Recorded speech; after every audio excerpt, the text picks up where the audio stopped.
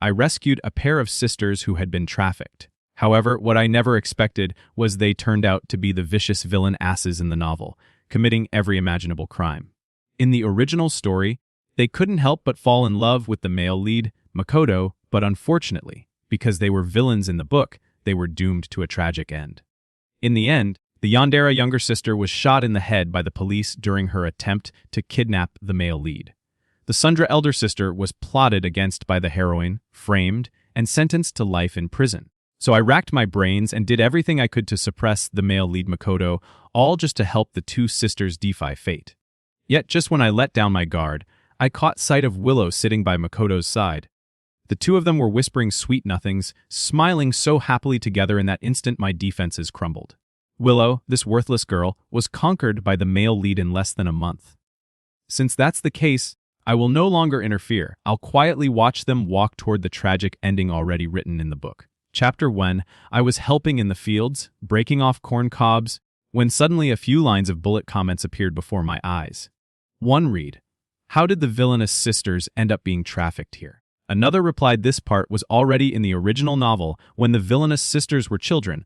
They were kidnapped by a perverted old man and abused for half a year.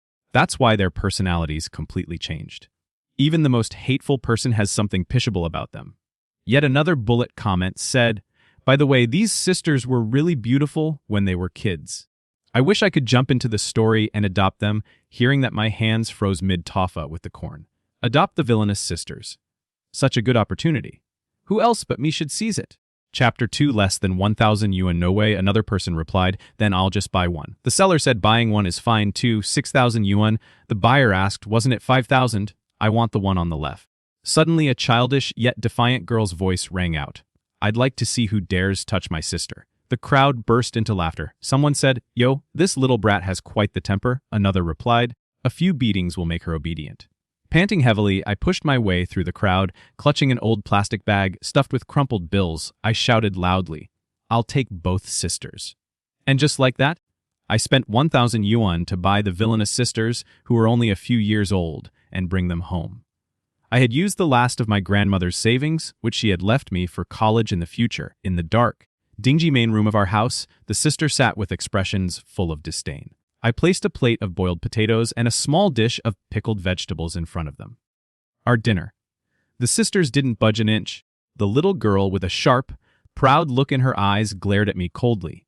She said, "We want to go home. You'd better release us quickly. If my grandfather finds out, he won't let you off." I nodded and said, "Eat up tomorrow morning. I'll send you back." She asked, "Really?" The girl's disbelief was obvious. I said, "As true as pearls." The next day I took the villainous sisters to my cousin's house next door. I gave him the last 500 yuan I had and begged him to take us to a certain place. We traveled first by bus, then by train, exhausted after a day and a night. Finally, we reached the city mentioned in the bullet comments. I had never seen so many grand, beautiful houses in my life, one after another scattered among lush green trees. At last we stopped in front of the largest house. The two sisters, like birds freed from their cage, fluttered forward and ran out by the flower bed. A woman in a maid's uniform saw this scene. She first covered her mouth in disbelief, then stumbled and ran into the house. In the blink of an eye, a whole group of people in maid uniforms rushed out of the villa the moment they saw the sisters. Every one of them was ecstatic, almost going mad with joy. Finally, an elderly man wearing a Zhongshan suit and leaning on a cane walked out. The sisters instantly threw themselves into his arms, crying their hearts out. The old man's eyes reddened as well. 3 of them wept together after the touching reunion. The old man's gaze finally landed on me. Inside the study, the old man gave both my cousin and me a bank card each. He said each card contained 2,000 yuan, no password required. He sincerely thanked us. My cousin was overjoyed. This trip was worth years of hard labor in the city. I, however, didn't take the card. Instead, I pulled out the last page of my household registration book. I made my request, "Let me stay here to study until I graduate from university." The old man studied me briefly with a scrutinizing gaze. Without much hesitation, he agreed. I breathed a sigh of relief.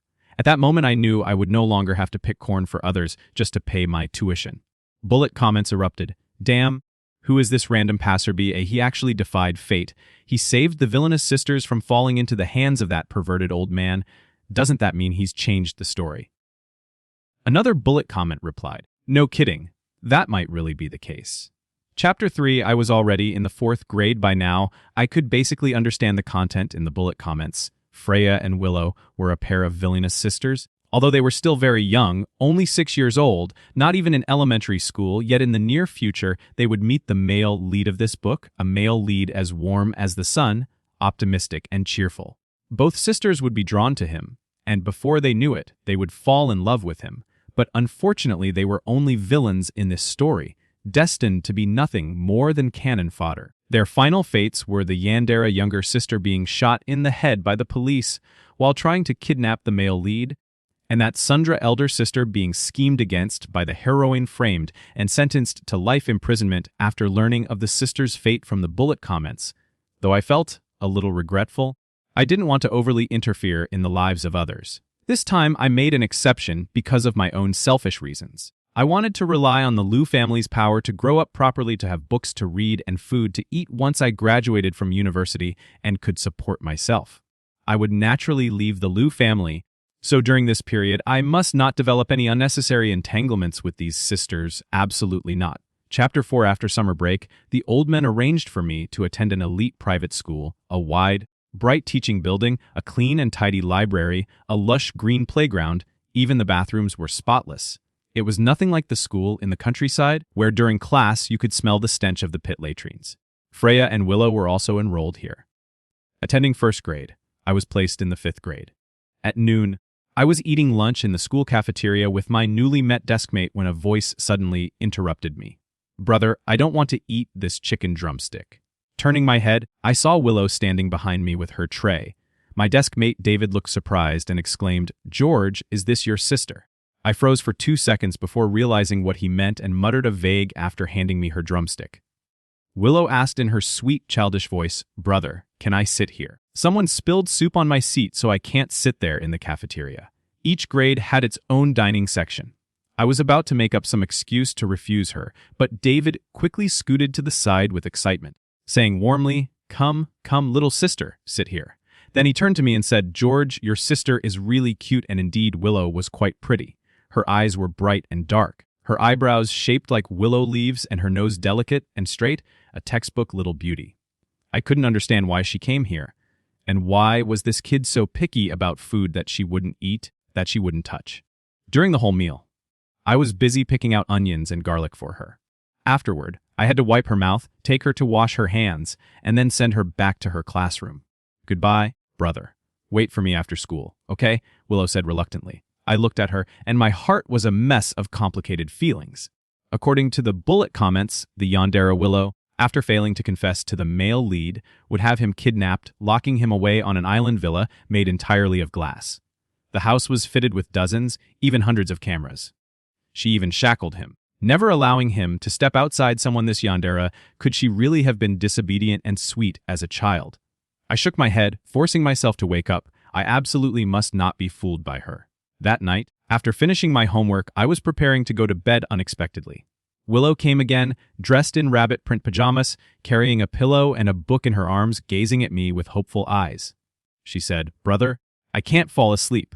Could you tell me a story?" This time I rejected her without hesitation. I said, "No, I'm going to sleep." She tilted her head up, biting her lip, looking at me so pitifully. She said, "But I really want to listen." Back then, every night before bed, my dad would tell me stories from this book. I haven't heard them in such a long time. I had heard a bit about her parents. Apparently, they had died in a plane crash a year ago. Although she was pitiful, she still had her sister and a grandfather who was unimaginably wealthy, with dozens of servants lined up to wait on her and me. My father was gone. My mother had run away with someone else, and my only grandmother, the one I depended on, had just passed away not long ago. I had to rely on others just to have a place to live and go to school. If anyone here was pitiful, wasn't it me? I said, "You can ask someone else to tell you a story. Don't you have lots of maids at home?" Hardening my heart, I shut the door an hour later, feeling a bit thirsty. I went to the kitchen for water. When I opened the door, I found Willow hugging her pillow, sitting on the cold floor. The moment she saw me, her expression turned shy and hesitant. In a soft, sticky, sweet voice, she said, "Brother, can you tell me a story now?" I gave in, completely speechless. I asked, "Why don't you let someone else tell you a story?" She was silent for a while before replying in a pitiful tone. "I don't like the way they look at me. Everyone thinks I'm pitiful. I was startled. This little girl was only 6, yet her observations were that sharp. I asked. Then why do you want me to tell you a story? She said, because you don't think I'm pitiful, you only think I'm annoying. I almost laughed. If you know that, why still insist on me telling you a story without the slightest hint of embarrassment? Willow hugged her pillow and walked straight into my room, blinking her big shining eyes. She asked brother, can I sit on your sofa for a while, leave after you finish the story? It seemed that unless I compromised, she wouldn't give up. Sighing, I reluctantly took the fairy tale book from her hands. I said, just one story. After I finish, you go straight back to your room and sleep.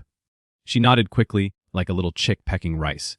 And I began one day. Donald Duck and his friends were playing by the lake when suddenly, but before I got far, there was a knock at the door. I got up to open it. It was Freya. She was also in rabbit print pajamas, her eyes cold and aloof, her tone distant as she said, Willow, why aren't you back in your room sleeping yet? Big Sister Willow called out excitedly. Brother is telling me a Donald Duck story. It's so good, Freya said. I don't want to hear it. I was about to close the door when Freya has stepped inside. I was dumbfounded. If you don't want to listen, then why come in? Freya in full sunder, a style said. I'm staying here to wait for my sister. Fine, whatever. After finishing the Donald Duck story, I shut the book. I said, that's it, story's over, go to bed now. Willow obediently got off the sofa, still hugging her pillow. Then suddenly she planted a kiss on my cheek. She said, good night, brother. I froze, completely dumbfounded. What are you doing? She explained in her soft, milky voice. Before, every time Dad told me a story, I would kiss him afterward. Freya rolled her eyes. No one cares about that. Why did you kiss him? He's not our dad. She glared at her younger sister with obvious displeasure. Willow lowered her head, her voice weak as she said, I know, sister. The two of them finally left, one walking with her head held high, refusing to show any weakness, the other trailing behind, dejected and gloomy. At last they were gone. After a long silence, bullet comments popped up again. This little passerby is something else. He actually managed to live in the villainous, his sister's house, not just that the old man is even supporting him through university. Someone asked, I'm starting to wonder, has he awakened self-awareness? Another replied, if he really has, then I truly hope he can help the villainous sisters walk the right path, keep them away from the male and female leads, and escape their tragic fate. Help the villains walk the right path, escape their tragic fate. I don't have that kind of ability. Chapter 5. The next day at noon, Willow once again came over to my dining area, but this time it wasn't just her. Freya was carrying her tray as well. David stared in shock with envy in his voice. George, you actually have 2 little sisters and they're twins. I looked at the two of them utterly speechless and said, what exactly are you two trying to do? Willow said, brother, I don't want garlic and no chili either. Her soft, milky voice carried a hint of complaint. Bullet comments popped up. Don't want garlic or chili. Yet you still ask the cafeteria lady to pile on so much spicy chicken. Willow seems kind of clingy with this passerby. What's going on? Another bullet comment replied, maybe she thinks George is her dad. Didn't she make him read her a story last night? Yet another one read lol. George is only 4 years older than her. The comments made my temples throb. I glanced at Freya beside me and asked, and what about you? She placed her tray in front of me, her tone still as Sundra. As ever, I don't like Sichuan peppercorns. Oh, so both of them were treating me like a servant. Now, since the Liu family had shown me kindness, I naturally wouldn't refuse such a small favor, so I picked out the ingredients they disliked from their trays, then let the 2 princesses sit down beside me. David chuckled and tried to be friendly. So little sisters, what are your names? Freya gave him a cool glance and replied, don't talk while eating. David looked a bit awkward, forcing a laugh. George, your sister's pretty serious. Not wanting any unnecessary misunderstandings, I quickly explained they're not my sisters. He looked surprised. Really? Then why do they call you brother? I thought for a moment and came up with a fitting answer. I'm a student sponsored by their grandfather. A flash of understanding crossed David's eyes. He nodded and said, I see. Just then Willow suddenly put down her fork and looked at me with teary eyes. She said, don't you want to be my brother? Why would you say that? I was dumbfounded. What did I even say? Wasn't it the truth? Her sister Freya spoke coldly. Eat, Willow pouted and retorted, I don't want to. Freya snorted and said, he doesn't even want to be your brother? Why act like this? You sound just like those love the brain and girls in novels. I was speechless. Kid, you're only 6 years old. What kind of novels are you reading all day? Ignoring her sister, Willow picked up her tray in a huff and walked off. Freya gave me a glance before leaving as well. Finally, peace returned, watching their two figures leaving one after the other. I felt an inexplicable heaviness in my heart. What the hell? This has nothing to do with me anyway. Chapter 6. I thought Willow was angry and wouldn't come to me for a bedtime story that night, but clearly I was wrong. At 9:30, Willow, as usual, showed up in her little rabbit print pajamas, hugging her pillow and carrying a storybook, knocking on my door. The little girl was pouting, her expression sulky, probably still upset about what had happened during the day. I told her a story about an elf and a wizard. It was a bit of a long story. I spoke for about half an hour until my throat went dry. When I finally closed the book, I discovered that this little princess had already fallen asleep. Unbelievable. I wanted to send her back, but I didn't even know where her room was. The maids had all gone to rest at this hour, so I took a blanket out of the wardrobe and covered Willow with it. She could sleep here. When she woke up, she could go back herself. As for me, I made Dubai sleeping on the sofa for the night. Chapter 7. Who would have thought? The next morning, the moment I opened my eyes, I was so startled I nearly jumped off the sofa. What the hell? Why was Willow on my sofa? Willow, I shouted in anger. She was jolted awake, rubbing the corners of her eyes, looking at me sleepily. Brother, why are you here? I asked with a cold face. Willow froze for a moment, then seemed to recall what happened. She spoke carefully. Last night, I felt a little cold, so I scolded her. If you were cold, why didn't you sleep in your own room? She pursed her lips and said softly, I'm sorry. She lowered her head a bit, frustrated and dejected. Truthfully, I wasn't actually angry, but Willow was, after all, a girl. I wanted her to understand that this wasn't appropriate. I frowned and said, get down now, and for 1 week, don't come asking me to tell you stories again. Bullet comments appeared. This passerby A is being too harsh. I can vouch for this. Yes, Willow growth up to be a yandere, but right now she's not like that at all. She just misses her parents exactly. Willow cries in her sleep almost every night from nightmares. Strange though, last night she didn't have a single nightmare, and she didn't cry either. Another bullet comment? If that's the case, then George really seems like an angel sent by heaven to save her. The words made me pause. An angel? Me. No, I wasn't an angel, and I had no intention of getting entangled with the two of them. All I wanted was to study hard, go to school, and when I grew up, stay as far away from them as possible. Chapter 8. Willow was surprisingly obedient for an entire week. She really didn't come looking for me. I was satisfied. That's exactly how it should be. I had to draw a clear line between myself and the sisters, minding our own business so I wouldn't get dragged down by them in the future. On Saturday afternoon, I took Buddy out for a walk. Not far from home, I heard a group of kids quarreling. Willow, I heard you and your sister got kidnapped over summer break. What's it to you? Willow replied coldly, That's right, it's none of my business. The boy said, I just think it's a shame you and your sister didn't get killed by the kidnappers. Another child asked Martin, what does killed mean? The slightly older chubby boy made a throat-slitting gesture. All the kids instantly understood. The chubby boy kept boasting. I mean, you two sisters are really tough to kill. Your own parents died because of you, yet you're still alive and kicking. Even kidnappers couldn't finish you off. Willow bit her lip and said, You're lying. The chubby boy laughed, lying. Everyone in the neighborhood knows my mom said it. People like you are disasters born into this world. Sooner or later, even your grandfather will die because of you. Before he could finish, Willow, like an angry kitten, lunged forward and clawed at his face. But the chubby boy was bigger than me, and Willow clearly wasn't his match. Before I could react, Freya appeared out of nowhere. How could she watch her sister be bullied? She rushed in immediately and slapped the chubby boy across his fat face. The boy was furious and quickly called his friends for help. In an instant, a swarm of boys charged at them. This was bad. Even if I didn't want to get involved, I had no choice.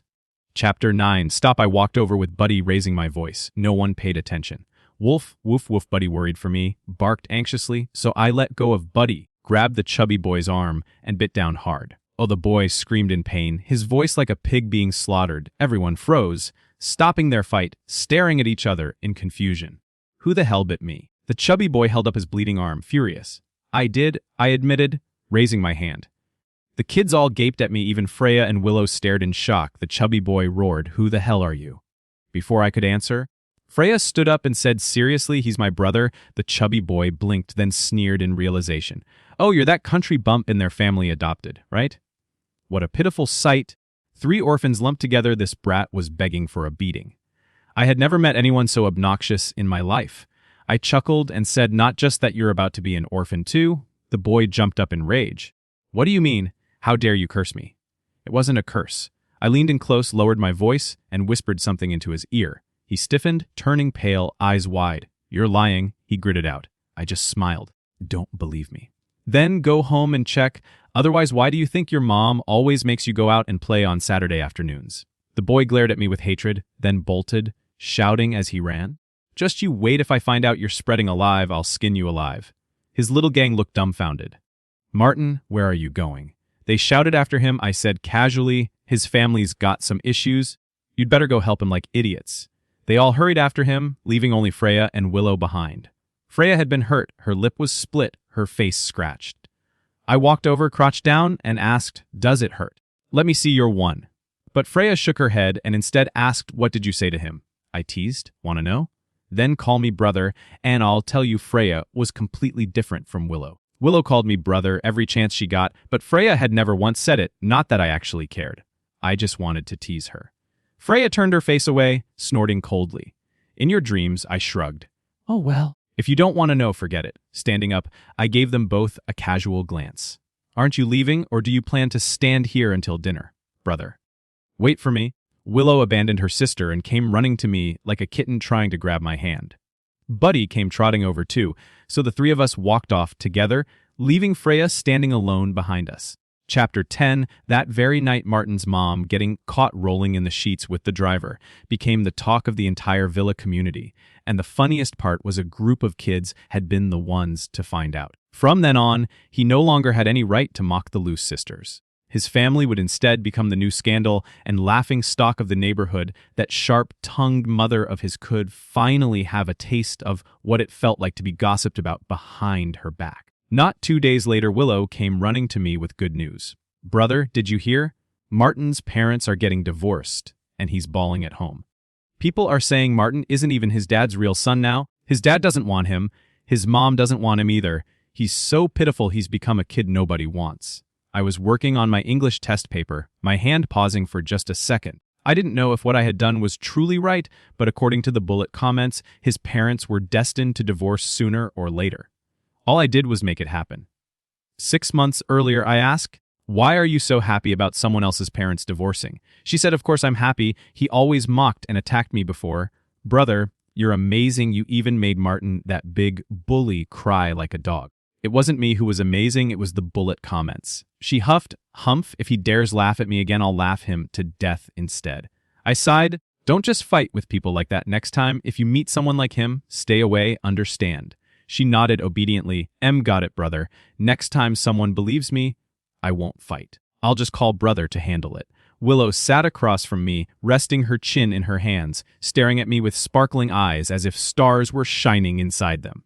I felt goosebumps crawling up my arms. I said, why are you sitting here? I'm doing homework. Go away. She pursed her lips. Oh, okay. Seeing my impatience, she slowly stood up, shuffling toward the door, turning back to look at me 3 times. With every step. She asked, brother, when will you finish your homework? I replied, I don't know. She asked, when you're done, can I come play with you? I replied, no. The light in Willow's eyes instantly dimmed. She leaned pitifully against the door frame, stalling. She said, then can I come to your room tonight so you can tell me a story?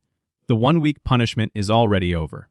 Looking at her pitiful expression, my heart softened. In the end, I gave a quiet. Her smile immediately returned. She curved her lips happily and skipped away, bouncing as she went. Life returned to the way it had been before. Every day at lunch, Willow and Freya would show up in my class with their trays, wanting me to pick out the food they didn't like. David, quite like the sisters, always trying to tease them during meals. David sighed dramatically. I really wish I had a cute little sister. George, why don't you give me one of yours? Then, he said, hey, if I ask my mom to have another baby now, do you think it's too late? He turned to Willow. Willow, want to come live at my house? It's really fun there, Freya, but faced with Freya's cool, aloof expression. David gave an awkward laugh. Ha ha ha ha. Just kidding. Let's eat. After the sisters left, David patted my shoulder. Seriously, your sister? When she grows up, she's definitely going to be a domineering CEO. I was speechless. What on earth does he usually rid? But in truth, he wasn't wrong. Freya really did grow up into a domineering CEO, but she was ruthless, skimming, a textbook femme, fatal to beat with the male lead. She cut ties with her own sister, even drove her grandfather, the men who had raised her, to cough up blood from rage. In the end, despite all her plotting, she was counterattacked by the heroine and thrown into prison. Looking at the cold sunder a little girl before me now, it was hard to imagine her turning into a love-obsessed woman, but maybe that's the power of the story. No one can stop it. Chapter 11. After entering elementary school, Freya and Willow's schedules became much tighter than before. At home, there were always various private tutors. From Monday to Friday, it was back-to-back English math competitions. Coding piano on weekends it turned into tennis, golf, and horseback riding. The old man even told me to take lessons with the sisters. I picked one or two that might be useful for future work. The rest, even if I learned them, they'd be useless to me. Although he dearly loved his granddaughters, the old man never let up. When it came to studying every 3 days, he would test them on their lessons. The sisters were exhausted with almost no time to play spinning like tops every day. Sigh, the family was already so rich, yet they still worked this hard. How was anyone else supposed to live in comparison? But no matter how busy the schedule was, every night at 9 o'clock sharp, Willow would faithfully appear at my door, demanding that I tell her a story before she obediently went back to sleep. Sometimes Freya would join her. The two sisters would sit quietly on the sofa, listening to me tell stories. Every time bullet comments would flood across my vision. What a harmonious scene. The villainous sisters look so well. Behad, why do I feel like whenever these three are together, there's this peaceful, idyllic vibe? I really hope the sisters don't turn dark when they grow up. I just want them to live happily like this with little Passerby. A woman too. George, just work a little harder and raise them well. Please. Chapter 12. Time flew by quickly. Before I knew it, I was graduating elementary school. Middle school allowed applications for boarding, and after much consideration, I decided to live on campus. The old man agreed unexpectedly. Willow caused a fuss.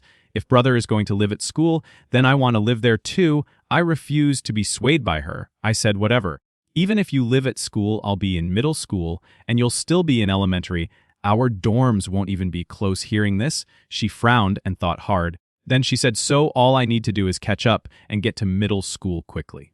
Right? I couldn't help but laugh. What are you thinking? You're 4 years younger than me. When you're in elementary, I'm in middle school. When you're in middle school, I'm in high school. When you're in high school, I'm in university. When you're in university, I've already graduated. Willow stared at me. Deadly serious, brother. One day, I'll catch up to you. I shrugged dismissively. Then go ahead and try. In the end, my plan to board at school didn't work out. The old man suddenly changed his mind. He said I was still too young and might not adjust well to dorm life. Besides, the school food couldn't compare to home, and since I was still growing, I couldn't afford to eat poorly. The old man had shown me kindness, so naturally I couldn't go against his words. I had no choice but to give up the idea. What I didn't know was that my casual remark at the time someone had taken it to heart. Willow skipped a grade in middle school. Then she skipped another in high school. By the time I was in my 3rd year of university, she had actually been admitted to a university in the same city. It was only a half-hour drive from mine. The old man was overjoyed. He immediately bought a villa, hired maids and a driver, and even called to inform me in just half a year since I had last seen her, Willow had changed a lot. Tall and graceful, elegant as orchids, her refined features and flowing lines could instantly outshine the hottest star whose posters were plastered across every street corner. Truly, she was like her brows carried the faint color of distant mountains, her eyes like the clear autumn lake with light rippling beneath their gaze. While I was still dazed, a young girl came down the stairs, smiling radiantly at me. Brother, I snapped out of my thoughts, pulling myself back to reality with a teasing tone. I chuckled. Well, the little brat's grown taller again and must be feeding you extra rations at home. Willow pouted and pinched my arm in annoyance. I continued, how's Grandpa's health? Willow huffed lightly. He's fine. I said sincerely, congratulations on getting into your dream university. 16 years old and already admitted into one of the country's top schools. Truly, only a novel would dare write something like this. Willow's dark eyes gleamed as she pulled out a confident smile, her voice cheerful. I told you, I catch up to you. I stared at her, a little dazed for a moment. Then she tugged on my arm, acting spoiled. Come on, let me show you your room. I was baffled. She dragged me upstairs, pushed open a door, and inside was a warmly decorated bedroom, bright floor to ceiling windows, a soft beige carpet tilting her head. She said proudly, brother, I saved the biggest room just for you, leaning against the door frame. Willow looked at me expectantly as if waiting for praise. I frowned. Why would you save it for me? So you can live here, she said matter-of-factly. I shook my head. Thanks, but I don't plan on living here. The dorms are fine, her face tensed, her tone suddenly stubborn. No, you have to live here. Why do I have to live here? I asked, confused. She bit her lip because Grandpa said so. He said you've been careless and reckless ever since you were a kid, never knowing how to take care of yourself. He's worried you won't eat well or sleep well in the dorms. He doesn't feel at ease. Willow paused, her gaze softening as she looked at me, and besides, I wouldn't feel at ease either. The old man really did fuss over me a lot. Back when I first entered university 2 years ago, he wanted to buy me a luxury apartment near campus because he worried I wouldn't get used to dorm life. I refused, no matter what, and only then did he let it go. I laughed. What's there to worry about? I've been living in the dorms for 2 years now, and it's been fine. Willow shook her head. That was before here, yet now that I am, it's different. I can take care of you. I was dumbfounded. You take care of me. I couldn't help but laugh then. What are Aunt Wu and Driver Lee here for? Willow pursed her lips. They take care of me. I take care of you. It doesn't conflict at all. I could only smile and shake my head. As I went back downstairs, I suddenly bumped into someone, a figure about the same height as Willow with similar features but colder, more distant, radiating an aura that kept strangers away. Freya, eyes wide, I asked in shock. You're here too. Freya raised an eyebrow, her gaze cool and calm. She gave a dismissive snort. Why shouldn't I be here? Only after a while did I realize Willow and her sister were both new students this year at the same university, so both of them had skipped grades. No wonder Grandpa was so happy. Then another thought struck me. In the novel, the sisters met the male lead during university. So if they were both here, wasn't this where the plot officially began? I couldn't help but sink into deep thought. Chapter 13, I wasn't too keen on moving in. Willow was extremely persistent. On top of that, the moment Aunt Wu saw me, she sighed endlessly, frowning. Why are you skinny again? Have you been eating properly? George, listen to me, move in here and we will cook big meals for you every day. After a little thought, I decided to stay here. After all, eating Aunt Wu's cooking every day with driverless chauffeured me to and from class. There really wasn't a happier life than this. Life almost felt like it had returned to the past. In the mornings, Driver Lee would follow the class schedules and drop the three of us off at school one by one. In the afternoons, he'd pick us up in order and bring us home. This house wasn't as large as the Liu family villa, but it had everything. A gym, a heated pool, a private theater, so we rarely lingered outside. Most of the time after classes ended, we'd just come straight back. In our free time, we'd watch movies at home or chat at the dinner table about the latest gossip and news. Of course, that was mostly just between Willow and me. Some things hadn't changed since childhood. Whenever there was food the sisters didn't like, I was still the one who had to pick it out for them. Seriously, from the time I was 10, acting as their ingredient picker until now, 20 years old, I was still their ingredient picker. Honestly, I really didn't get it. If they didn't like Sichuan peppercorns or scallions or fennel, couldn't they just tell NWO not to put them in the dishes? But Willow had her own crooked reasoning. Pouting, she said that won't do. Seasonings are the soul of every dish. I can choose not to eat them, but they can't be left out. I was utterly speechless. Chapter 14 in November, Uncle Wang, the one who usually took care of the yard and odd jobs, had some family matters to deal with and decided to resign, so I posted a job listing online that very afternoon. Several people came for interviews, quite a few applied for the gardener position, some of them even college students younger than me. Just as I was wondering why college students would be applying, bullet comments appeared. Dun dun dun, grand entrance of the male lead. No wonder he's the male lead, that gentle, refined aura, those delicate, handsome eaters. No surprise the sisters would fall for him so easily. Another one replied, of course, the male lead is supposed to be a warm-hearted guy. He fits the role perfectly. Then another flashed across the screen. Honestly, I think George is good enough.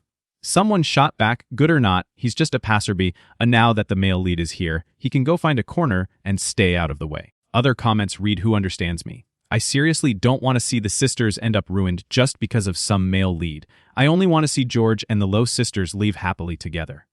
Exactly. George, kick the male lead out. Don't let him near Freya or Willow. But then there were also dissenters. What nonsense are you spouting? The Liu sisters are the villainous says of this novel. That's a fact. Getting entangled with the male lead is their destined path. Destiny, my foot. Do villains have to die? Can't they just stay far away from the male lead? Right? George already changed the sisters' fate once. Why can't he change it for them again? The comment scrolled quickly before my eyes. My heart wavered. Change Willow and Freya's fate again. Would that really be okay? After 30 seconds of hesitation, I looked at the young man before me and said, "You still looked like a student. Sorry, but we're hiring for a full-of-time role. You might not be the best fit." The man frowned slightly, his tone humble. "Mr. Wang, I'm a freshman in the law department at C University. This place is close to school, it'd be very convenient. I really need this job. Could you reconsider?" C University Law Department. Wasn't that the exact same school and major as Willow's? Bullet comments rushed in. The male lead has a tough life to his grandma is sick. He needs money. What's George doing? He's just a passerby. How dare he block the male lead from meeting the villain asses? Another comment retorted, "I remember in the original novel, the male lead got this job spending time with the sisters. He gradually healed their childhood trauma, and both ended up falling for him.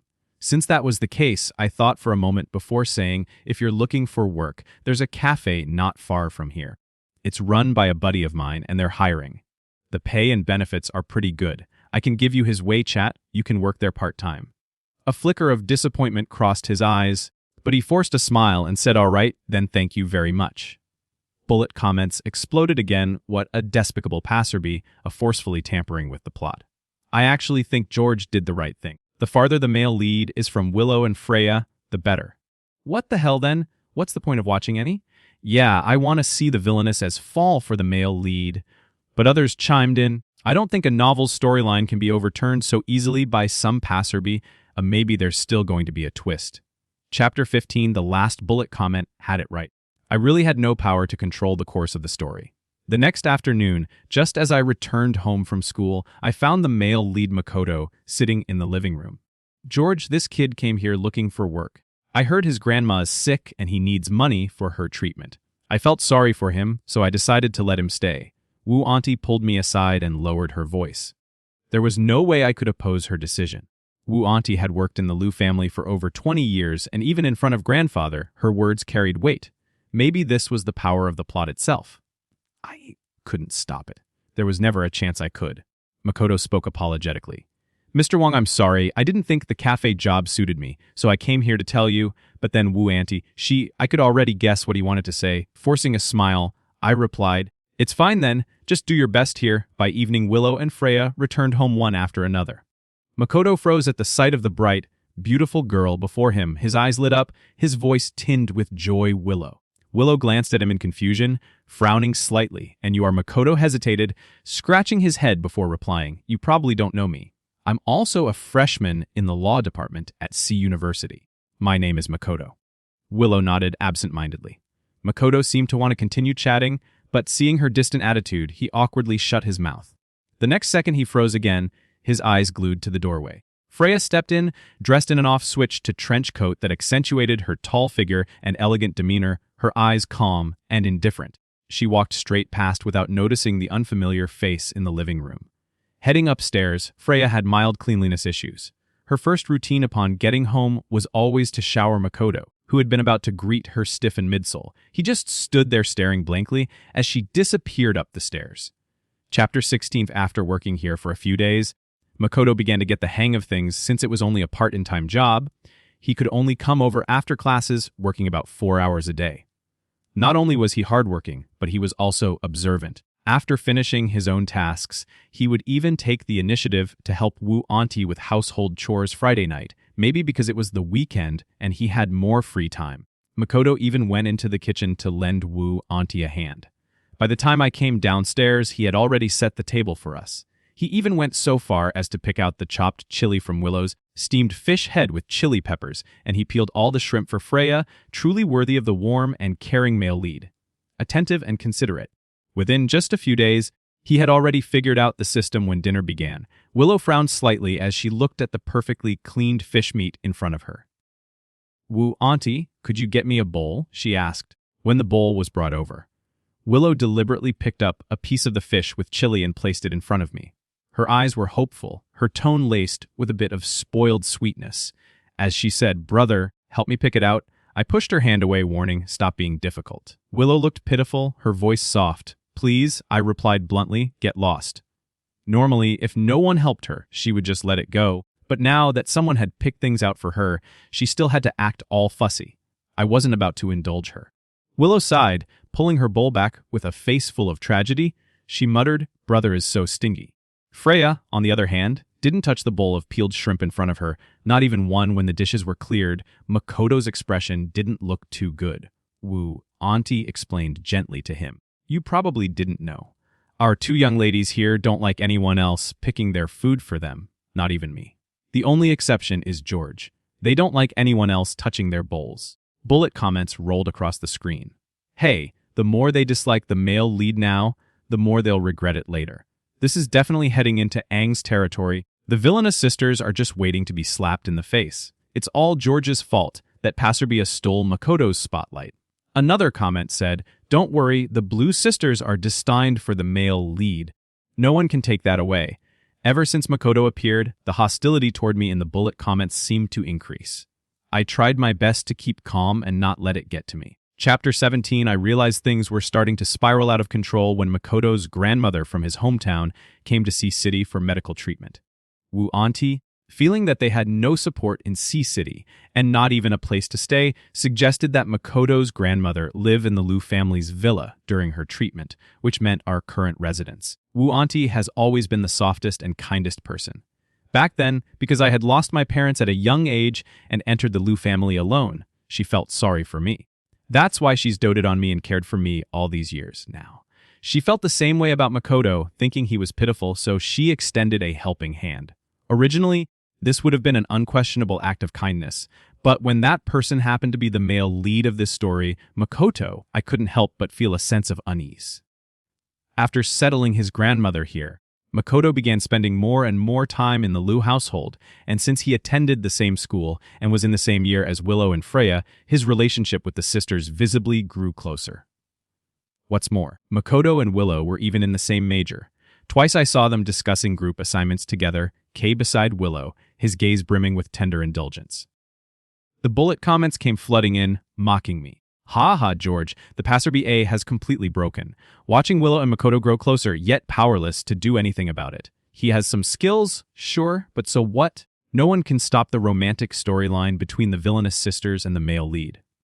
Looks like Willow's about to fall for the male lead, just look at how sweet her smile is. Next up, he'll conquer Freya. I admit I did feel rattled.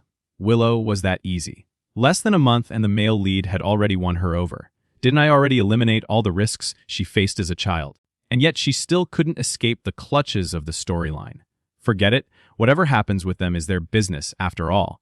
I'm just the Passerbia in this novel. No matter how much I do, I can't change the plot. As hard as it is to accept, I have no choice but to face it. Willow and Freya are bound to meet their fates in the story. Chapter 18, because I was feeling depressed.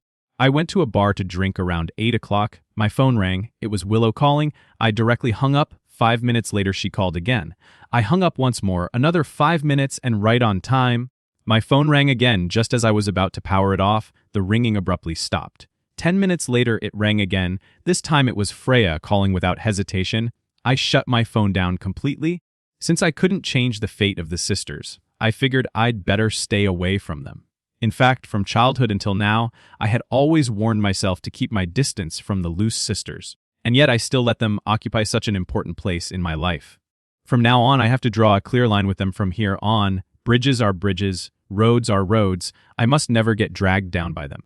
Yes, that's how it has to be. At 11 o'clock, I returned home in a taxi, my head heavy from the alcohol. Wu Auntie saw me, her eyes widening like copper bells. Then she patted her chest repeatedly as if recovering from a fright, asking George, "Where have you been? Miss Willow and Miss Freya have been looking for you all night. They even called the police." At that moment, the last thing I wanted was to hear their names. I replied impatiently, "No, just had a few drinks with some buddies." Wu Auntie quickly made several phone calls, then helped me upstairs. When I came out of the shower, I found two slender figures standing in my room. Neither of them looked very pleased. "Where did you go?" Freya was the first to ask, her resentful gaze locked onto me. The silver-rimmed glasses glinting coldly under the light, giving her an air of detached austerity. She looked like she was about to interrogate me, utterly baffling. I rubbed my nose and said carelessly, "What's it got to do with you?" I towed my hair roughly and lay straight down on the bed. My head was spinning. I didn't want to stand. "Why didn't you answer the phone?" This time it was Willow speaking. This girl was getting more and more brazen. She didn't even call me brother anymore. I had completely lost my patience. I told them flightly, "Get out, I'm going to sleep." She asked Wu. Auntie said you were drinking. Who were you drinking? With Freya's cold voice cut in again, sharp and frigid, I really didn't want to deal with them anymore. I was exhausted. Turn off the light when you leave, I said, but the two of them acted as if they hadn't heard me. Willow came closer, sat on the edge of the bed, and reached out to touch my forehead. She bit her lip and said softly, "Were you unhappy today? Did something happen?" What happened besides the fact that these two love-brain, injured diettes were about to get swept away by some men? What else could it be? I almost blurted it out, but in the end, I swallowed the words. A knock sounded at the door. Makoto's voice followed. I made some hangover soup. I don't know if Brother Wong would like some. Come in. Moments later, Makoto entered carrying a tray. Freya said, "Just give it to me. You can go out now." Makoto paused, glanced at Willow by my bedside, then nodded and replied, "All right," to get the two of them to leave sooner. I downed the hangover soup quickly. "Now tell me, George, who did you drink with to Freya?" Picked up the bowl and repeated the question. Damn, was she insane? I shut my eyes briefly and spat out one word. "Classmate," she pressed, "where at a bar," I answered. Willow frowned at that. She pouted and said, "If you wanted to drink, why not drink at home?" Bars are messy places, endless. This was endless. I ruffled my hair irritably and muttered because there are no models at home. The room instantly went silent, the air froze. Willow clearly hadn't expected me to answer like that. Her eyes darkened, as if trying to gauge whether I was telling the truth. Her sister Freya didn't look any better. Her voice turned ice cold. "You even hired models," I said lazily. "Yeah, so what? Not allowed. Don't asking." "Can I sleep now?" Without waiting for their reply, I abruptly switched off the bedside lamp. They could stay if they wanted. Either way, I was going to sleep. Chapter 19, when I opened my eyes again, faint light was seeping through the curtains. Dawn was approaching. I turned over the next moment. I almost rolled off the bed paw. Terrified, I switched on the bedside lamp and saw Willow, pale as a ghost, propped on one hand against the pillow. Her pupils were black, like a bottomless abyss. She just stared at me with that eerie, chilling gaze. She asked, "Brother, did you really hire models last night?" Damn, my heart nearly jumped out of my chest. Both sisters were crazy. Seriously crazy. Gritting my teeth, I said, "Willow, you've got 3 seconds. Get off my bed immediately." She didn't move an inch. Completely ignoring my words, she softly breathed out her next question. "What does brother like about models?" I pressed my temples, which were throbbing madly, and replied, "Big chest, slim waist, nice body, black stockings, long legs, ABS. Are those reasons good enough?" Willow stayed silent, studying me for a long while. Finally, she said, "I understand." I was speechless. Understand my ass. I wanted nothing more than to kick her straight out. As soon as that jinx finally left, I rushed to lock the door. For several days in a row, I came home extremely late, grabbing skewers with classmates, drinking, going to the internet cafe. The later I could return, the better. I didn't care how Makoto and the sisters were getting along. Out of sight, out of mind. Chapter 20. On Saturday morning, I woke up later than usual after not finding Wu Auntie anywhere. I poured myself a glass of warm milk in the kitchen and made a sandwich. An elderly woman shuffled over and said to me, "Wu Auntie went to the supermarket to buy groceries." It was Makoto's grandmother. I nodded lightly at Mem. Maybe she had been cooped up in her room for too long and wanted someone to talk to. She looked at me with a smile and said, "Child, I heard your surname is Wong." I didn't understand why she asked that, but since she was an elder, I politely nodded yes. She then asked, "And what's your relationship with the Liu family?" After a pause, I still answered. Old Master Liu adopted me as if her suspicions were confirmed. A look of realization flashed across her face. Her tone grew somewhat cutting as she said, "Well, you really are lucky to be adopted by such a wealthy family. That's much better luck than my poor grandson ever had. Truly, people can live such different lives, even though they're all just people." Though she had a shrewd face, especially her eyes, sharp and spinning as they sized me up full of calculation and judgment, I had no interest in continuing the conversation. I stood, picked up my sandwich, and left expressionless. I said, "Granny, if you want to sell your sob story, you can do it on the street. I'm not interested in competing over who's had it worse. Sorry, I'm going upstairs," she snapped angrily. "You child, how can you talk like that?" But the very next second her eyes caught sight of Freya on the staircase. Freya was watching her, her gaze as cold as frozen tundra. At the sight of her, the old woman's face instantly softened into a kindly smile. Compared to how she'd spoken with me, her warmth rose by several notches. She said, "Miss, you're up. Would you like breakfast now?" I went straight upstairs just as I was about to close my door. Freya followed me, and after hesitating for a few seconds, she pressed her lips together and looked up at me, saying, "You don't like them. You don't want them living here. Why didn't you say so earlier?" I replied, exasperated. "What do you mean?" She snorted coldly. "Can't you show some backbone? This is your home too. Can't you stand up for yourself a little?" I said flatly. "How am I not standing up for myself?" What? Was I supposed to just slap her across the face? When Makoto and Wu Auntie came back, they immediately learned from the butler's act that Freya had arranged a private room at the city hospital. His grandmother would be able to move. In that very afternoon, Makoto's grandmother was suffering from coronary heart disease and vascular problems. Previously, she had wanted to be admitted to the city hospital, but no bed was ever available, so during these days she had only been picking up medication there, then recuperating at the villa. Hearing Zach's words, Makoto's face showed a brief flicker of relief, but right after came a trace of barely perceptible disappointment. His smile looked somewhat forced as he said, "I see, thank you." The bullet comments swarmed in. Haha, the male lead is smiling so reluctantly. He had just started warming up to the Liu sisters, but they actually kicked him out. Isn't this all Passerby A's fault? He's really heartless and the way he talks is nasty. Others commented, "Well, you can't entirely blame George. The male lead's grandma really has no sense of boundaries. The way she speaks isn't pleasant, but what she said was true. Freya will regret this one day." Another bullet comment argued back, "Regret what? Regret kicking out the guy who was destined to cause her sister's death. Regret not letting herself get framed and thrown into prison?" Haha, the one upstairs is overthinking. More comments appeared. "I think George did the right thing.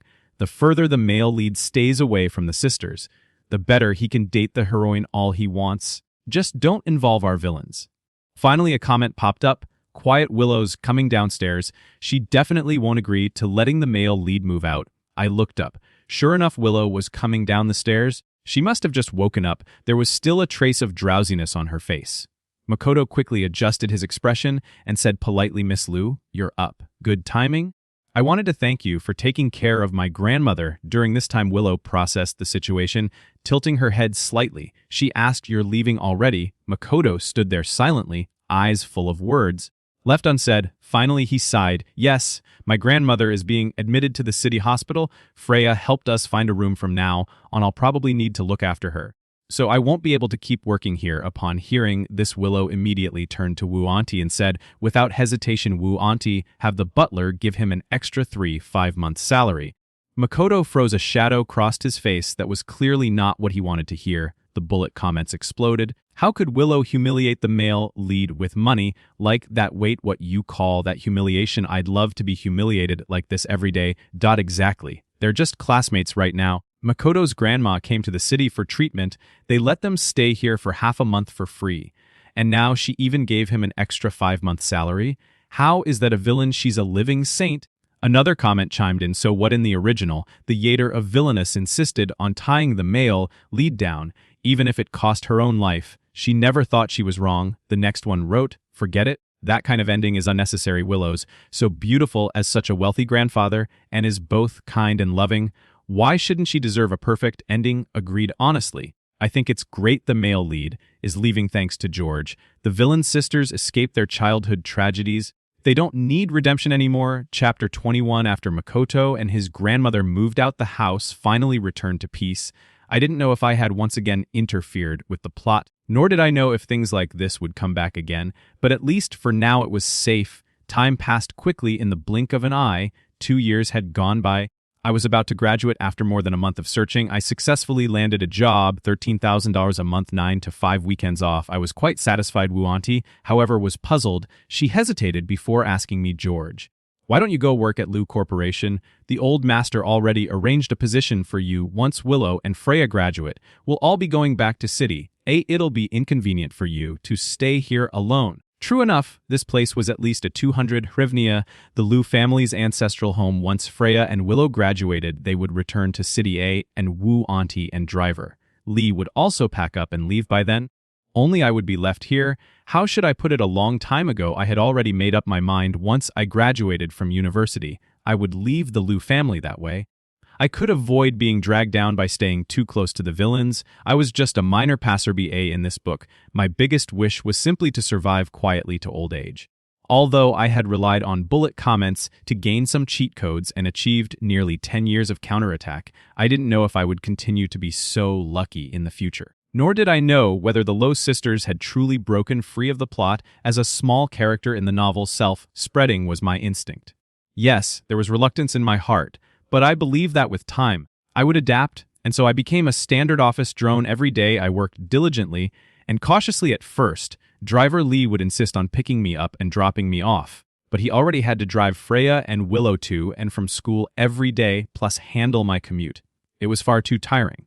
Later I discovered that a girl from my department lived in the same area just one street away, so we agreed to carpool and split the fare. This way, Zach wouldn't need to drive all the way here every day. But on our very first day carpooling, Freya caught us after I said goodbye to my colleague. Freya pursed her lips and asked word by word, "Who was that person?" I replied, "A colleague I carpool with." Freya didn't look very happy, her brows furrowed as she asked, "Why don't you let Zach drive you?" I looked at her in confusion. "Why would I need Z to drive me?" Her expression darkened even further. She said, "Can you be sure she's not some fairy girl?" I was speechless. What the hell was this brat saying? After a pause, she seemed to want to change the subject. "Didn't Grandpa call you?" "Why didn't you go work at Lou Corporation?" I asked, "and why should I go work there?" Freya raised her brows, a hint of warning flashing in her eyes. She snapped, "George, stop being so passive-aggressive." "What the hell?" I retorted. "You're the one acting weird for no reason, aren't you?" She glared at me. "Weird for no reason? Or is it because someone thinks he's graduated from college, grown some wings, and doesn't need to rely on the Lou family anymore? So now he wants to draw a line between us?" I stared at her in shock. How did she know? But I absolutely wouldn't admit it. I said, "I don't understand what you're talking about." Freya sneered. "You'd better not." I decided not to respond anymore. Her tone suddenly softened. Blinking her eyes, she said, "Fine, if you like, just keep working here for now. When I graduate, we'll go back to Sisha together. I already told Grandpa to send Uncle Koo over tomorrow." Uncle Koo was an old servant of the Lou family. He had been the old master's driver for 30 years. Now that he was older, he was practically semi-state. "Maybe I hadn't expected Freya to drag him out here again," I said helplessly. "I only earn about 1,000 a month. And you're giving me a personal driver for what? My whole salary wouldn't even cover his gas." She snorted, "You don't have to pay for his gas." I stared at her in a daze, feeling that something wasn't right. The bullet comments suddenly surged in guys. "Did you notice something?" Damn, I already suspected something back when Freya kicked the male lead out. "Turns out it's true." Another one chimed in. "This is great news. It means Freya has broken free from the plot. Childhood sweethearts. There's nothing sweeter." To ship another comment. "Read what a contrast. The glasses-wearing quiet girl who always treated George coldly. Turns out she was hiding it this whole time." I felt like I finally understood something. Staring at Freya in disbelief, I was dumbfounded. Seeing that I hadn't moved for a long time, she glanced back at me, raised her brows and said, "Aren't you coming in? I've been waiting for you to eat for a while now." Chapter 22 Dinner tasted like chewing wax the moment I sat down my bowl. I hurried upstairs. Just as I stepped out of the bathroom, there was a knock at my door. It felt like a string inside my head had been pulled taut. "Who is it, brother?" "It's me." For some reason, I let out a breath of relief. Willow seemed to have just finished showering as well, wearing a bathrobe. Droplets of water dotted her forehead and her long hair hung damp down her back. I asked, "What is it?" She said, "Brother, I can't find the hairdryer in my room." I had no choice but to let her in. Lately, this girl had been acting strange. She kept running into my room the day before yesterday. It was shampoo yesterday. It was toothpaste. And today it was the hair dryer. I was starting to suspect she was developing early onset dementia. She asked, "Brother, can you help me dry my hair?" I muttered helplessly, "Can't you do it yourself?" Before I could finish, she leaned over and said, "I've never used this kind before." Without giving me a Willow shoved the dryer into my hands. She pouted pitifully, "It's so cold. If I don't dry it soon, I'll catch a cold." I sighed in resignation and began to dry her hair when my fingertips brushed across the back of her neck. I seemed to hear her give a sigh gasp. I felt uneasy and was about to say something, but she urged me to switch it to cool air. Instead, Willow's hair was far too long. It took a long time to dry. Her hair was tinged with chestnut, cascading down her shoulders like a waterfall. With that delicate face of hers, when she wasn't smiling, she actually looked rather aloof. "Brother, were you staring at me?" Her voice was both amused and teasing. I quickly pulled back my gaze. I said, "Your hair's dry now, go back." Just as I turned to leave, she suddenly grabbed my arm. Willow looked into my eyes, her pitiful expression like a kitten despised by its master, her voice soft and winded. She asked, "Why do you always chase me away?" Every alarm in my body went off at once. Maybe I was overthinking, but this girl really was acting strange. She asked, "Brother, are you some kind of blockhead?" I asked, "What do you mean?" I subtly pushed her aside. Willow said, "Don't boys like curvy bodies, long legs, and black stockings?" And toned ABS, "I've been wearing black stockings hanging around your room every day. Why won't you look at me even once?" My vision darkened. A terrible premonition spread through my mind. She said, "And brother, I already turned 18 last month. Last month had been the sister's 18th birthday.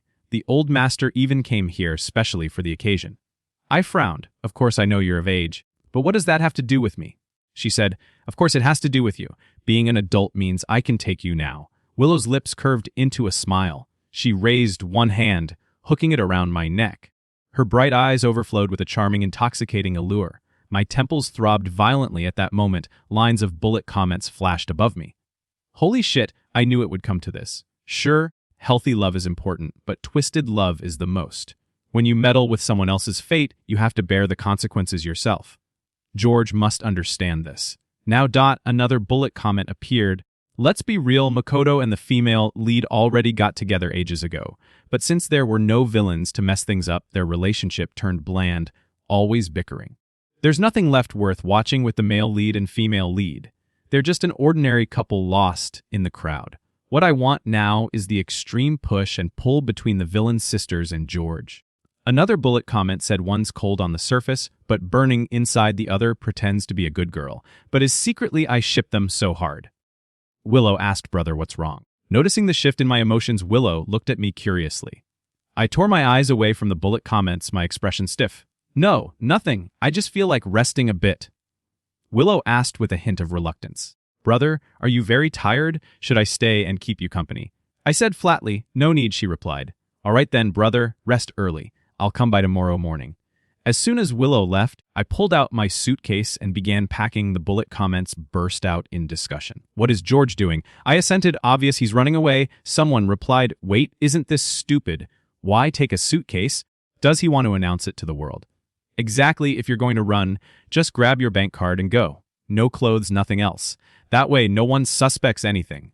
I froze instantly. They were right. If I dragged a suitcase downstairs, it'd be no different from walking into a trap. No, I had to stay calm. The next morning I went downstairs for breakfast, as usual. Freya's gaze lingered on my face for a moment. She poured me a glass of hot milk and asked, "Didn't sleep well last night?" I really hadn't. In that situation, how could anyone sleep well? "What's wrong?" she asked again. "Nothing," I said. Honestly, I had no mood to talk to her. "Do you want to take the day off?" she asked. "No need." Freya's eyes were like still water as she said, "Then, don't forget you're still riding with Zach today." Willow, sharp-eared as always, caught the key point. Instantly, her gaze burned into me. "Brother, you didn't ride with Zach yesterday?" she asked. I questioned my mood and answered, "And I carpooled with a coworker." Willow frowned. Clearly displeased. "Brother, didn't you get your driver's license? Why not just drive Grandpa's car?" I was speechless. The first thing I did when I got to the company was hand in my resignation. The manager looked surprised, then tried to persuade me, but my decision was like stone. I was determined to leave. In the end, he had no choice but to approve it. Back at my desk, I quickly gathered my belongings, then I headed to a nearby mall, bought a suitcase, a few changes of clothes, and daily essentials. After that, I withdrew 2,000 yuan in cash from an ATM. During my university years, the old master had transferred me allowance money every month. After 4 years, I'd saved quite a bit, enough to buy a small place in some county town and live a decent life. I hailed a cab to the bus station. Following the road I'd carefully planned yesterday, bought a ticket, boarded the bus. Chapter 23. 2 days later, I finally turned my phone back on. Both of my WeChat conversations were flooded with 99 plus unread messages. I didn't open them, but the bullet comments popped up at this moment. Haha! Willow's face was so sour the day after her confession. Not only did her brother quit his job, but he also ran away. Freya is really scheming. She once enabled the male lead's phone location sharing, and now she's already heading straight toward George's position. That line in the bullet comment startled me, and I quickly turned off the location service on my phone. The comments kept rolling in. What's going on? Why do I feel like George can see our bullet comments? I think so too. No wonder he can defy fate. It turns out he can actually see the comments. Another comment read, "This is getting more and more interesting. Why does it feel like I'm engaged in a battle of wits against the villain?" And another said, "George, don't worry with us as your strategists. Nothing will happen to you." But someone replied back, "Stop bragging. Freya already knows his location, she's on a plane, and in at most 2 hours she'll be there." I shot to my feet. 2 hours? No way. I hurriedly checked out of the hotel room. What should I do? What should I do? I was panicking like crazy, restless as an ant on a hot pan. After thinking over and over, I finally hailed a taxi and randomly chose a nearby small town. Outside, a light drizzle began to fall. After a whole afternoon of exhaustion, I finally found a somewhat clean hotel. I booked a room, filled the bathtub with hot water, and decided to take a proper soak. I accidentally fell asleep. I don't know how long had passed. When I woke up, the water in the tub had already gone cold. I put on a bathrobe and stepped out. A flood of bullet comments was flashing across the screen. "George, wake up. Freya already got the hotel to pull the surveillance footage track down the taxi driver who drove you, and now she's on her way to kill you. This guy's heart is way too big. How could he even fall asleep? We're about to lose our minds here." Another comment said, "What's the rush? Why don't you just take both of them in already?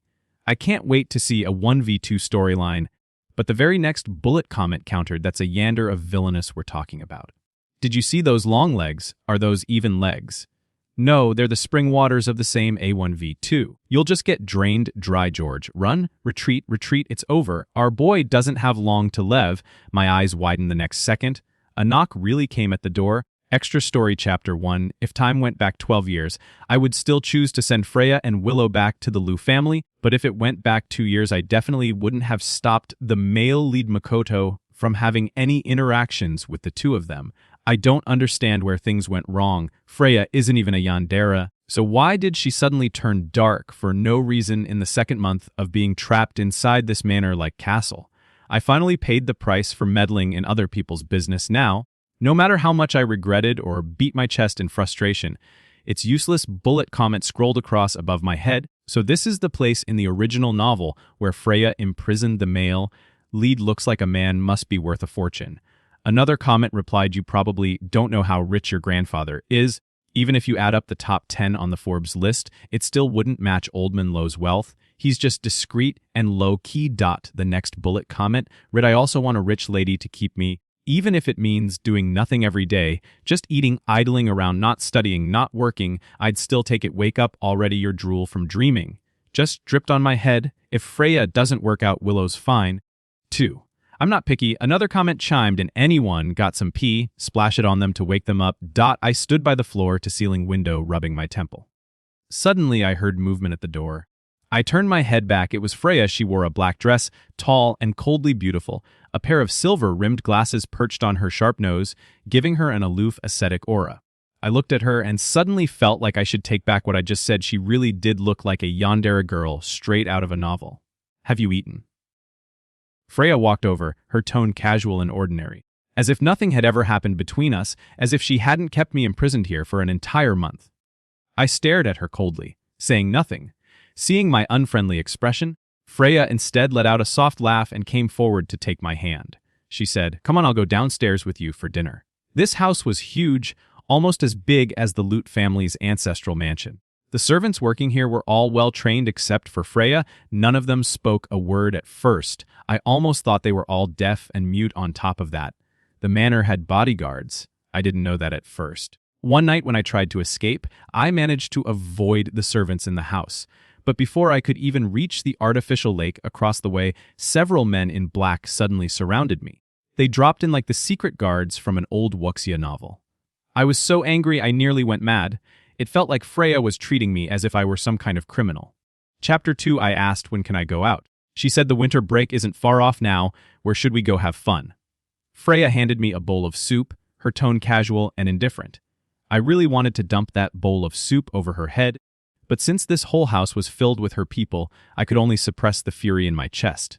I said, "Go wherever you want." "I don't want to go anywhere. I just want to get out of here."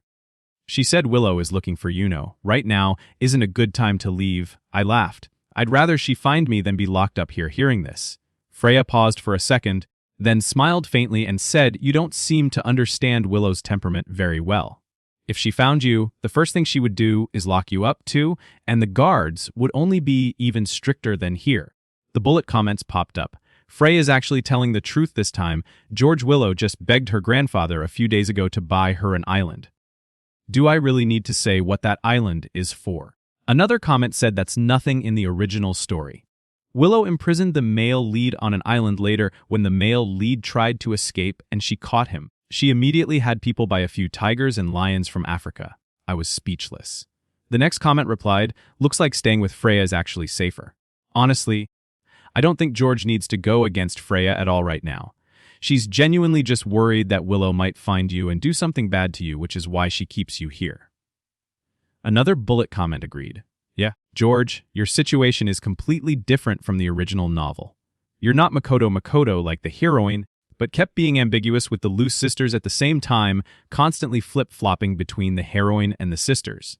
That's what drove them to such extreme actions. Someone else replied exactly, I was so frustrated reading it, Makoto was such a jerk.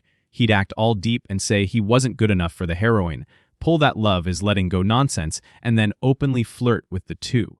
Villainous is in front of her just to make her give up on him. In the end, both sisters fell for him and he had the audacity to say he only saw them as sisters. Damn, I've never seen anyone so pretentious. Another comment came in, well, that's just the drama of love triangles. Without that, how would they drag the word count? Come on, even with love triangles you can't do it like that. Villains are people too. Why should they be treated as disposable tools between the male and female leads? Exactly. Thank goodness the plot changed without Freya and Willow interfering. The male and female lead side is just pure chaos every day. I'm dying laughing. A sharp Chengi comment read, even if it's a pile of crap, when 3 people are fighting over it, it still smells sweet, but when only one person is left it just reeks. Another bullet comment replied crude words, but not a crude point. Still men? That was too crude. After scrolling through the comments, I stayed silent for a long while, then I asked, when was this house buff? Freya pressed her lips together. 2 years ago, I said, speechless, to lock me up in it. She snorted. Of course not, she said. Back then I just thought the scenery here was nice and figured I'd come here for vacations in the future. I shrugged. You think I'm an idiot? Freya rolled her eyes. You're not exactly that smart either. I was speechless. After dinner, I insisted on going out, being locked in here for a whole month. I was suffocating. Freya saw she couldn't win against me. She said, fine, but I have to go with you. Dusk fell. The night spread across the sky in the distance. Dense trees with ancient strange shapes loomed and blocked out the heavens closer by. A mist seemed to rise from the empty lawn like a painting. I had to admit the scenery here really was quite nice, but Freya's Sokka willed. Letting me go out was nothing more than agreeing to let me take a walk around the back mountain. Unexpectedly, there was even a horse ranch there. I asked, can we ride horses here? The old man had once made me take riding lessons for a while. Although I wasn't very good at it, I could manage to ride somewhat. She frowned and said, if you're not good at it, you could get hurt. I advise you. I waved her off and walked straight up to a pure white Mongolian horse. Freya bit her lip, trying to stop me. She said this horse has a fiery temper. You probably won't be able to handle it, I sneered. How do you know I can't handle it if I don't try? Once I got on that horse, I'd like to see who could stop me then. However, 5 minutes later, I paid the price for those words. The horse's temper really was fiery. When I fell off, I finally had to admit she was right. I rolled several times across the grass. Fortunately, the lawn was thick enough that I wasn't badly hurt. Are you all right? You're not injured, are you? When Willow came running over, I heard the tension in her voice. I could even detect the tremor in her tone. I gritted my teeth and said, not dead yet. Fueled by anger, I spoke recklessly. After a few seconds of silence, she huffed angrily. George, do you have a death wish? I said nothing, only meeting her gaze in silence. Back at the villa, Freya still called for a doctor to check me. After confirming there was no serious problem, the doctor finally left that night after showering. I was just about to get into bed. There was a knock on my door in this house. There was naturally no one else who would knock on my door. Annoyed, I turned and opened it. Freya stood there with a medicine box in hand. She had come to treat my wound. Although I wasn't badly injured, my elbow had been cut by a sharp stone. It had blood a little at the time. She raised her eyes and asked me, did you get it wet? I replied, no kidding. How can you shower without getting it wet? She said it must hurt. I said speechlessly, you're exaggerating. It was only a cut the size of a fingernail. Without medicine, I wouldn't even have noticed the pain. Freya applied the medicine, gave me a few instructions, then got up and left with the box. Her room was right next to mine during this time. Whenever she came over here, she basically stayed in the room next door for 2 days in a row. Freya came to help me apply the medicine on the third night after she finished. As if she'd suddenly remembered something, she said, "There's an exam coming up. I won't be able to come until Friday." I was sitting on the sofa, playing a game, too absorbed to pay her any attention. I replied whatever she asked. "Have anything you want to say to me?" In my game was about to start, and she still had so much nonsense, so I shot her a single word. "Get lost." Hearing me curse at her, Freya actually chuckled softly. One of her hands reached over and poked my face. Her slender index finger had just applied medicine on me, carrying a faint minty scent. I looked at her with disgust, ready to hurl another insult, but suddenly she straddled my lap. The next instant, something soft pressed against my lips. The atmosphere froze. My whole body went stiff. My damn game just got wiped in a team fight. 3 seconds later, Freya pulled back. Seeing my thunderstruck expression, her eyes turned sultry as she whispered, "George, that was my first kiss," she asked. "How was it?" She actually asked how it was when people are embarrassed. They really can't control what comes out of their mouth. I babbled nonsense. "Freya, that was my promotion match, and you made me lose the fight, and you still ask me how it was. I didn't even taste anything." She blinked and said, "What a coincidence. Neither did I. Shall we do it again?" Her gaze was tender, her tone seductive. Before I could react, her warm lips pressed onto mine again. But this time was nothing like before. If the first kiss carried a touch of shyness, then this kiss was blazing like fire, like a drowning person clinging to driftwood, like finding a spring in the desert. Freya's arms wrapped around my neck like vines as our lips and tongues tangled. My mind blurred. Her breath was like sparks, igniting a searing heat in my chest. Consciousness was burned away by instinct. Reason told me to stop before things spiraled further, but the chaotic pull was far stronger. Me, a supposedly ambitious young man falling headlong into such temptation, it was utterly absurd. Only when our breathing grew ragged did we slowly let each other go. Freya's sweet breath brushed my nose as she whispered, "Brother." It was the first time she had called me brother, and it had to be at a moment like this. My awareness returned, recalling the chaos of just now. Shame overwhelmed me. I snapped, furious and flustered. "You should be calling me Daddy." Freya nestled into my arms, laughing genuinely from her heart, ashamed and angry. I remembered the reckless words I just blurted inwardly. I apologized to Father Lou several times in a row.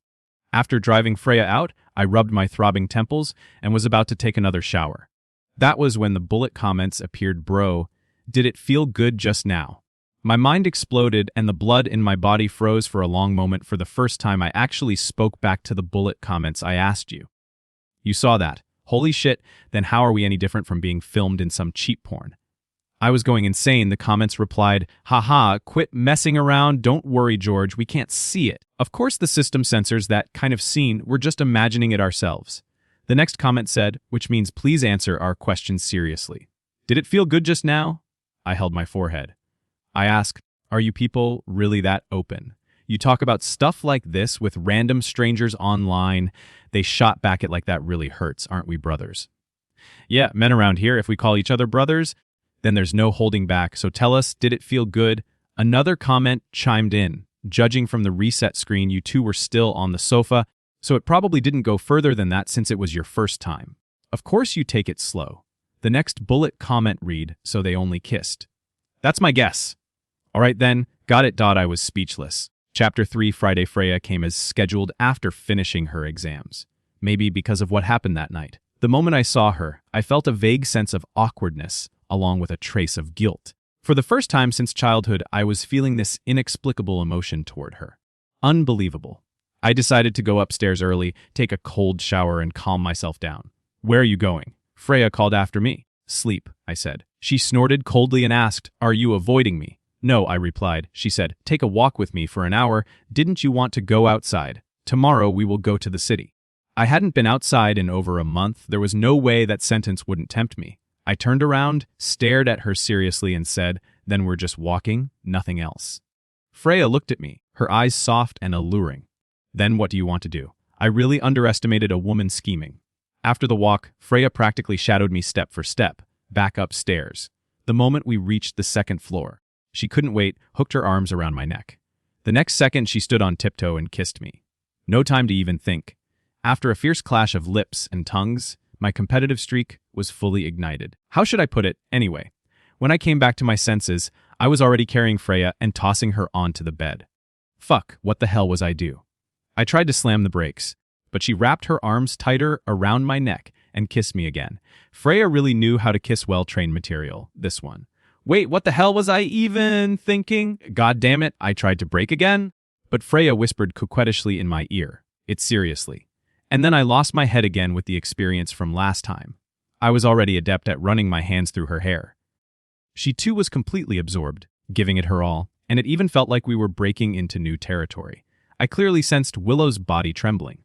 The next moment my brain exploded with a loud buzz. Chapter 4 this time we still didn't go all the way, but it felt like I had been reborn, suddenly refreshed and clear, headed unlike any other experience. This feeling was completely new to me, impossible to describe. How should I put it?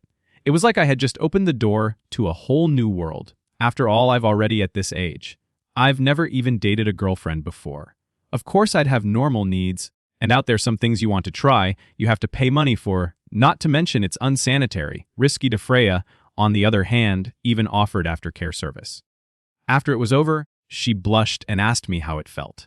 She asked, "Brother, are you okay?" At that moment, I was in post-nut clarity, heart calm, free of desire. So I just replied flatly with 4 words, it was all right. I had no idea those 4 words cut into Freya's heart, not until the next day when the bullet comments came online.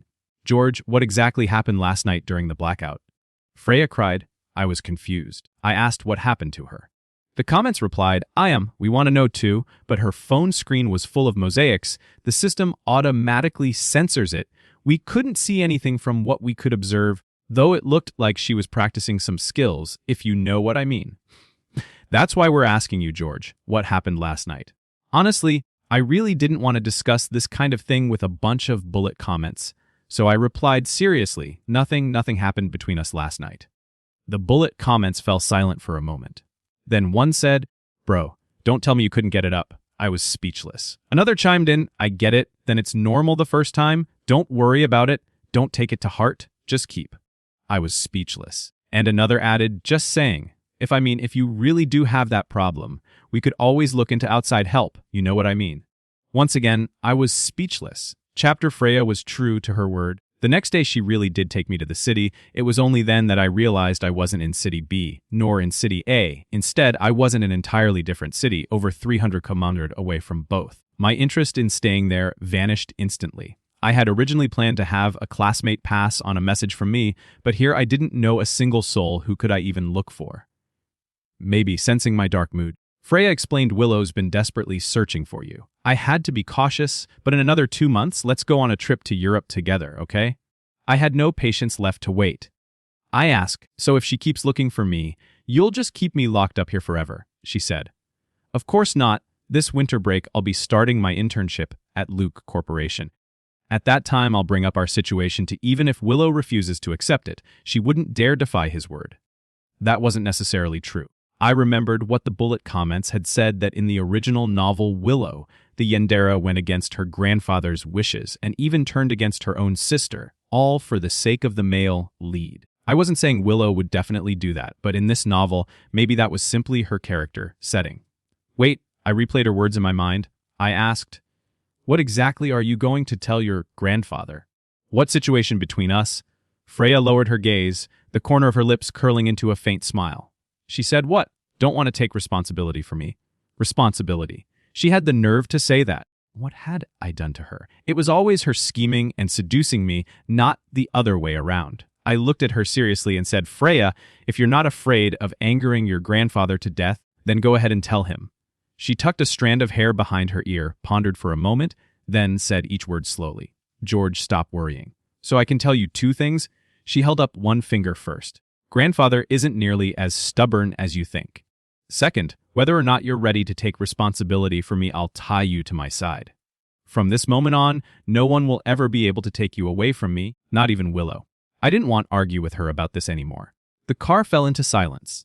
In the end, both of us left feeling unhappy. 6 after the weekend, Freya had to return to school. She once again warned me not to try escaping. Of course I wanted to escape, but with so many bodyguards, would they ever allow it? The only thing worth celebrating was that my riding skills had improved lately. I'd even gotten familiar with that white Mongolian horse. Maybe one day I could ride it and make a run for freedom. A week later, Freya finally returned. I was out for a stroll on the Mongolian horse when she stood across from me, watching quietly, looking stunned for a moment. Night was falling. After 2 laps, I finally stopped. Freya walked toward me, still dressed in her fitted black dress, rimmed glasses perched on her nose, her whole presence radiating a natural icy aura.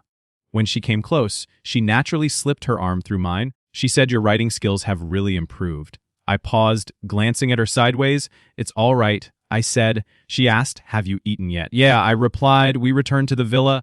Freya followed behind me the moment we stepped through the door. She hooked her arms around my neck just as she was about to rise on tiptoe and kiss me. I spoke calmly. "Willow, how stupid do you think I am? You really thought putting on glasses and changing clothes would make me mistake you for your sister?" Her body froze after a long silence. She dropped the disguise and threw herself into my arms. Her voice sounded choked like cotton, muffling the words laced with grievance. She said, "Brother, I didn't mean to trick you. This whole place is full of my sister's people.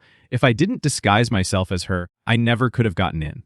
I sighed. This girl looked thinner when I first saw her. Just now, the exhaustion in her eyes was obvious. Clearly, she hadn't been sleeping well these past days. I sighed again, softening my tone as I asked, "Have you eaten?" pitifully. She said, "Not yet. What do you want to eat? I'll have the kitchen make it," I asked, but Willow only clung to me tightly, refusing to let go. She said, "No, I just want to be with you." She added, "Brother, do you know how hard I've been searching for you?" Only after she had hugged me enough did I go downstairs and ask the maid to cook a bowl of noodles and bring it up. I sat and watched her finish eating, then casually asked, "Where's your sister?"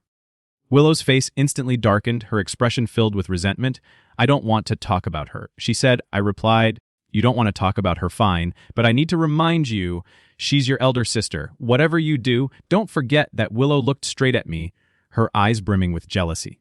She snapped, "Don't worry, it's not like she's going to die." Hearing that, I felt a little less worried. "All right, then it's late. I'm going to shower. Find any room you like and get some sleep," I said. But she answered, "Brother, I want to shower too. Can you help me find some clothes to change into?" So I went to Freya's room and grabbed a brand new nightgown that hadn't been unwrapped yet. Handing it to her after Willow left, I showered and was just about to collapse into bed for some proper rest. Then came another knock at my door. Willow stood outside in a dark silk nightgown, looking up at me with the same pitiful expression she used to have as a child. She said, "Brother, I can't sleep. Can I stay in your room for a while?" I was speechless already, searching for some excuse to refuse. But then she said, "I really missed you. I haven't slept well these past days. I think I might even have insomnia now." As pitiful as she sounded, I still hesitated. After all, this wasn't like when we were kids anymore. We were both adults now. Just as I was hesitating, the bullet comments suddenly came online. "George, I advise you to just agree to her request when you went to get the nightgown. Willow carefully searched your room on your sink. She found 2 toothbrushes. You didn't see her expression. Her face suddenly turned dark. Even the best actress couldn't fake that kind of yandere vibe." The next comment read exactly, "She's probably already guessed about you. And Freya, of course Willow wouldn't hurt you, but Freya, that's another story." A chill shot through me. That toothbrush really had been Freya's from the other day. I never thought it would give me away. My scalp tingled. I switched tracks fast, hurriedly changing my lines. "Come in." There was still a sofa in the room. Willow naturally sat down on it. She asked, "Brother, have you been living here all this time?" I forced myself to stay alert and answered, "Mem." "Yeah." She paused, then said faintly, "That day, why did you try to run away?" Was my confession so disgusting to you for this question? I chose the safest possible answer, Willow. I said, "All these years I've always treated you as a sister. You understand that, don't you?" She immediately countered, "Then what about Freya? Do you also treat her as a sister?" Shit. How was I supposed to answer that? If I said yes, would she even believe me? She asked. "Did you two sleep together?" Willow's tone and expression flipped in an instant, like she had become a completely different person. It startled me. It was the first time I'd ever seen Willow like this. Seductive yet sinister, her gaze carried a sickly, twisted allure in that moment. She was exactly like her character in the original novel. On the outside, she seemed pure and harmless, but inside dark yandere dangerous. I stared at her in shock, forgetting to answer, maybe realizing her loss of control. Willow walked closer to me, her eyes filled with regret. "I'm sorry, brother," she said softly. "I wasn't blaming you. It's my fault. Trusted Freya too much. I always thought she hadn't found you, yet every week she went out saying she had news about you. I believed her completely, never doubted her once. I never thought she was hiding you all along. I was too stupid. She said I was the one who confessed to you first, so why should she get to snatch you away from me? Tomorrow, we'll leave this place, we'll go somewhere. Only the two of us exist. She leaned on my shoulder, whispering saw, but inside I felt cold all over. So it's come to this, the two villain sisters still heading toward the doomed ending written in the novel. All my effort, all my schemes, yet I was still the one trapped in a cage. If I'd known, I should have just taken the old man's 2,000 yuan and left. Back then, that would have been better than being imprisoned like this. Unbelievable. Infuriating. What? Am I just supposed to accept this fate if this is the destiny of the Low sisters? Does it have to be mine too? No, I refuse. I've got a damn cheat ability and this is how I end up. Why should I, if they can fall into darkness, then can't I? Why should I obediently let the two of them control me? I snapped angrily. So what if I slept with Freya? What's the problem? What are you going to throw a tantrum about it? Willow instantly let go of me, her face tense as she hurried to explain. Of course not, and no way, that's not what I meant, I sneered. If you're going to be that dramatic, then you'd better stay far away from me. The tips of Willow's ear flushed pink, she murmured softly. I wasn't brother. I'm not that kind of person. I asked earlier, you said you wanted to take me away. Where exactly were you planning to go? She said to a place where no one could ever find us. No doubt it was the island from the original novel, the one where she imprisoned the male lead and later even brought lions and tigers onto it. I walked over to the sofa and sat down, resting one arm on the armrest, watching her with calm detachment. Too bad, I said. I don't like isolated places. I like noisy, lively ones. Do you understand? Willow went silent, seeming a little uncertain. Come here, I said, beckoning her. She obeyed without question. When she sat beside me, I steeled myself, stroked her cheek, and said, Willow, why don't we live like when we were kids? Your sister and me, the three of us together forever. Wouldn't that be good? She looked blank, as if she hadn't processed my words. I continued honestly, my feelings toward you and your sister are the same. I can't abandon either of you, the three of us living together. That's the best compromise, the most perfect solution. Willow finally understood. Her face was filled only with shock. It was so far removed from her original plan to chain me to that island and live together in solitude. Soon her eyes showed a mess of emotions, hesitation, conflict, doubt, turmoil. I decided to hit her with a strong dose. Sometimes you have to risk it all to win big. I grabbed the back of her head and kissed her directly on the lips like a jolt of electricity. Willow shuddered violently. She stared at me in stunned silence, her lips with my fingertips, and said, Was that your first kiss? It felt good. Your lips are soft. I want everything about you to belong to your brother. Is that okay? Willow slowly came back to herself, a blush rising on her cheeks. She didn't answer, but she nodded with absolute seriousness. I said, But I like obedient girls. Will you always listen to me? If you're obedient enough, your brother will reward you. After a long moment of silence, Willow finally gave in. She leaned over and kissed me softly on the cheek. Her voice was hoarse yet tender as she whispered, Okay, I'll always listen to my brother. I smiled in satisfaction. Good girl, tonight you can sleep on this sofa. Tomorrow morning tell your people to release Freya. I have something to say. To hearing that I wanted her to release Freya, Willow hesitated. I pressed her with a teasing edge to my voice. Or do you want to sleep on the bed? Instead, her aggrieved eyes suddenly lit up, her gaze sticky and longing like a puppy from her childhood. She asked, Can I? Of course, I said, but don't disturb me. Lack of sleep shortens your life, and I don't plan on dying young, she replied sweetly. All right, I promise I won't bother you. Willow kept her word. Even though she slept beside me, she stayed quiet the whole night. Early the next morning, she really did order her people to release Freya. 2 hours later, Freya arrived by car. Her face was bruised, the corner of her lips split. Clearly, Willow's people had beaten her badly. The three of us sat in the living room, between the two sisters. The tension was sharp to see with the naked eye. I calmly repeated what I had said to Willow the night before. Willow's face was calm, as if she had already accepted reality.